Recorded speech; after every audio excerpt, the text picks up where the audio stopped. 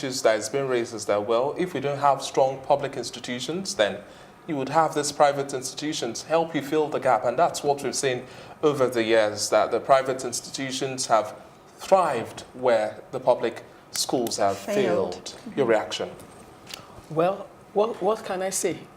If I have a child that needs to be educated to be in competition with the rest of the world, and the public sector is not giving me that, I would go for private schools. And that's just what it is.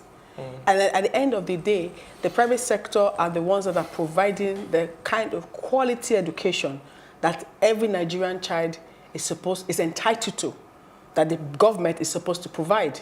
So for me, the private sector are the ones that are providing the basic need or the basic right our children requires. How do we know that? Because we of course know that the same issues that we have with public institutions, the education system as a whole, we find that we have challenges. So how do we check and possibly know that we are getting a better deal from private schools that is commensurate with the input that we are making, the kind of fees that we are paying?